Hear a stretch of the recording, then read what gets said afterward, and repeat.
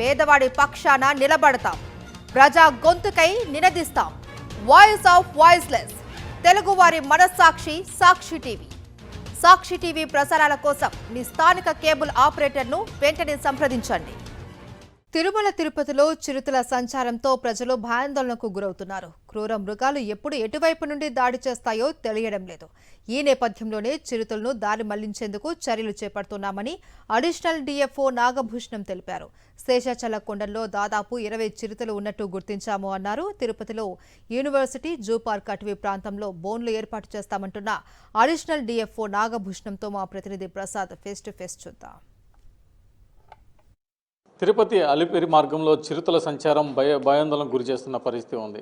నిన్న రాత్రి ద్విచక్ర వాహనాల మీద దాడికి ప్రయత్నించిన చిరుతను చూస్తే ఇటు తిరుపతిలో స్థానికులు కావచ్చు, ఇటు తిరుమలకు వెళ్తున్న భక్తులు కావచ్చు భయాందోళనకు గురయ్యే పరిస్థితి ఉంది. ఈ నేపథ్యంలో ఇటు టీటీడీ కానీ ఇటు అటవీ శాఖ అధికారులు కానీ కలిసి ఎలాంటి చర్యలు చేపడుతున్నారు అనే అంశాలు మనతో మాట్లాడడానికి వైల్డ్ లైఫ్ డిఎఫ్ఓ మనతో పాటు ఉన్నారు నాగభూషణ గారు. వాళ్ళని అడిగి మరింత సమాచారం తెలుసుకునే ప్రయత్నం చేస్తాం. సార్ చెప్పండి, చిరుతల సంచారం అనేది ఇటీవల అలిపిరి జూ పార్క్ రోడ్లో రోజు కూడా మనకు సంచారం జరుగుతూనే ఉంది. నిన్న ద్విచక్ర వాహనాల మీద దాడికి ప్రయత్నించిన పరిస్థితి ఉంది. అది మ్యానేటర్గా మారితే మరింత ప్రమాదాలు జరిగే అవకాశం ఉంది. ప్రస్తుతం ఎలాంటి చర్యలు చేపడుతున్నాం? మేము ఆ ప్రాంతంలో తిరుగుతున్నది మేము దానికి మానిటర్ చేసేదానికి మేము ఒక 14 కెమెరా ట్రాప్స్ అనేది మనం పెట్టడం జరిగింది. యూనివర్సిటీ క్యాంపస్, అటు వేదిక్ యూనివర్సిటీ ఏమి, ఎస్వి యూనివర్సిటీ ఏమి, ఎస్వి వెటనరీ యూనివర్సిటీ, ఈ క్యాంపస్లో 3 క్యాంపస్లో కూడా మనం కెమెరా పెట్టాం. ఇవాళ ఫ్రెష్గా కేజెస్ అనేది కూడా మనం ఏర్పాటు చేయడం జరిగింది.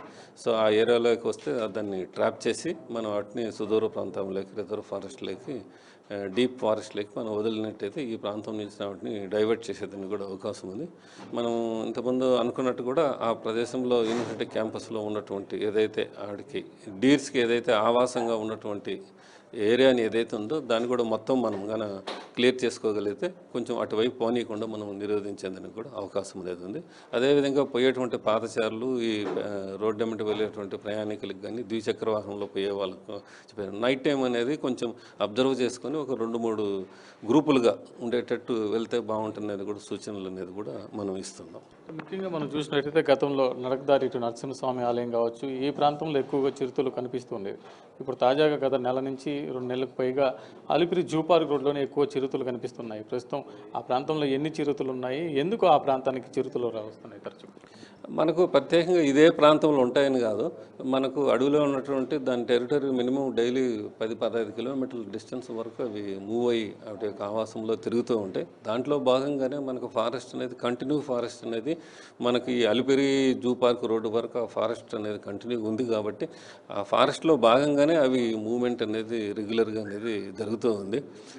సో ప్రత్యేకంగా మనం అది విలేజ్ హ్యాబిటేషన్కి వస్తుంది కానీ కంటిన్యూటెడ్ ఫారెస్ట్ అనేది ఉంది. కాబట్టి దాంట్లో మనం చూసింటాం యూనివర్సిటీ క్యాంపస్ కానీ, మన జూ పార్క్ పోయిన రోడ్స్ బోత్ సైడ్స్ కానీ it will look like forest లాగానే ఉంటుంది. కాబట్టి ఆ ఏరియాలో కూడా మనకు హెర్బివోర్స్ ఎనిమల్స్ కూడా ఎక్కువగా తిరుగుతున్నాయి. కాబట్టి దాని యొక్క టెరిటరీ అనుకొని అది మొత్తం తిరుగుతూ ఉంది.